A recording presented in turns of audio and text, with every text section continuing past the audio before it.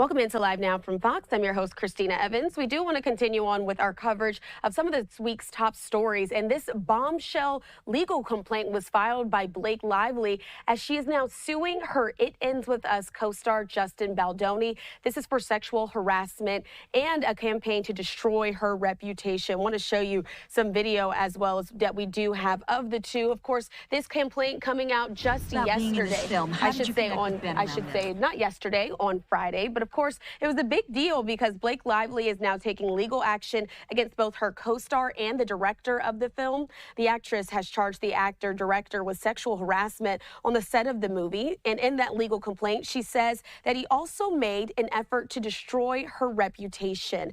Blake's legal action was filed on Friday with the California Civil Rights Department. Baldoni, the studio behind It Ends With Us, and Baldoni's publicist are among those defendants in this case. Lively is accusing Baldoni and the studio of embarking on a multi-tiered plan to damage her reputation.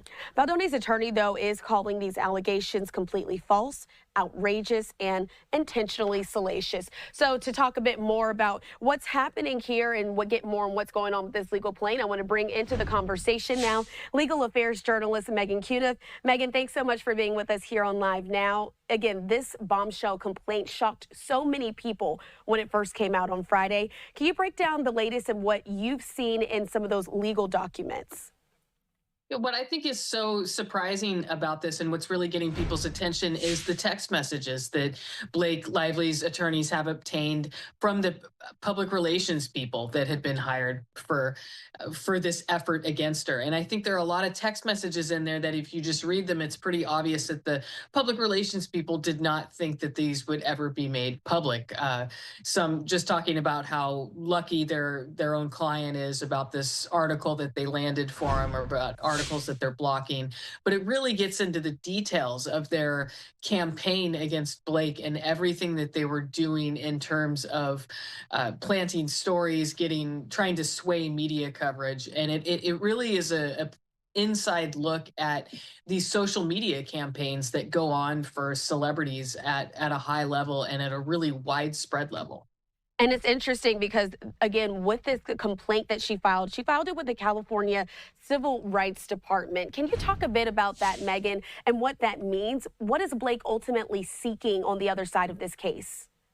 Yes, this is the first step toward a lawsuit. I would, most of the time, these things do not settle at this level because we see another lawsuit filed in state or federal court, which I think this would be the precursor to. There is a process for them to go through right now, but typically, and when you just read the allegations and what's going on, I would not expect it to settle very quickly. This seems to be the precursor to a lawsuit. I'm glad you mentioned that because that was honestly going to be my next question. I was wondering if a settlement is in the future here. Of course, you also mentioned those text messages. Of course, they were talking. It was a deep discussion. Now, when you're looking at this, how does this play out if she does file a formal complaint in court and then it has to potentially go to trial? Are those witnesses that people who are involved in those text messages, are they potentially going to be involved in this case? Yes, the PR people who are sending these text messages are actually named as defendants in the complaint. So if this does proceed to a lawsuit at either the state or federal level, I would expect them to be named as defendants then. And this is really new territory in some respects. We've seen these types of claims brought before, but this level of evidence and what they were doing in terms of this online campaign, we're seeing more and more of this just over the years and really just recently with celebrities. If you just look at what's going on with X and Twitter and all the social media sites, you can see these types of campaigns forming for not only against Blake Lively, but against a lot of other people. And this is really the first time that we've seen an inside look at the tactics of PR people. And it's just a question of, is there a civil liability here for this, or is this just acceptable behavior? I mean, most civil cases that we see don't go to a jury trial, but it seems like given the nature of this and given how both sides are digging in and then just the originality of some of the issues here, this could perhaps be one that goes toward a jury and they have to decide whether these tactics by public relations people are acceptable to them. And it's more interesting because, of course, we are in the Me Too era where these types of conversations are happening as well. And you mentioned also the internet aspect. It did seem at the time, I was on TikTok, I was on X, I was on Instagram at the time when the rollout for the It Ends With Us film was happening.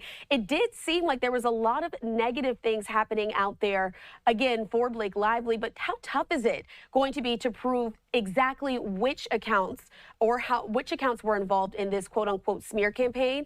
Or do you think it'll be tough at all to do that versus the organic maybe posts that some people were making because they genuinely maybe didn't like some of the responses she gave while on that press tour? I think right now what they have with the text messages is going to be a very valuable tool for them. If they're allowed to eventually take depositions of some of these public relations people, they can use these text messages to hopefully try to get information about specific accounts. But then there's also other methods they could be employing right now. There could be other subpoenas out possibly that could reveal that. We don't really know what's going on behind the scenes, but just the text messages they have right now, there's some pretty stunning omissions in there about what exactly they're doing online, and the public relations people basically admitting that there's going to be a flood of accounts doing this stuff. I have to ask you, Meghann, before I let you go, does any of this surprise you? Have you heard of this going on behind the scenes for some times, or are you kind of as shocked as I was when I found out money is being put behind these sorts of campaigns to potentially ruin someone's reputation for good?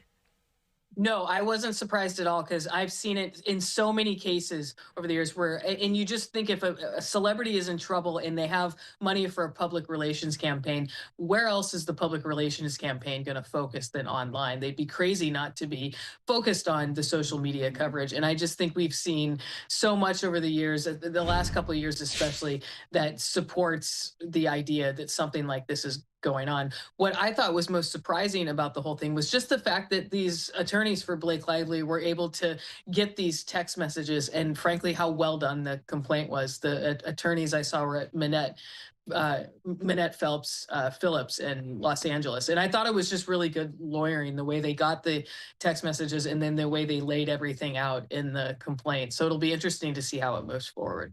It certainly will. Of course, we do know that the New York Times was the first to come out with this bombshell article explaining a bit more about this case. But as the days continue to go on, we're only going to find out more information. Certainly something I'd like to have you on again, Meghann, to discuss as more information does come out. Absolutely. Thanks for having me. Absolutely. All right. So we did want to get that story in for you here on Live Now from Fox.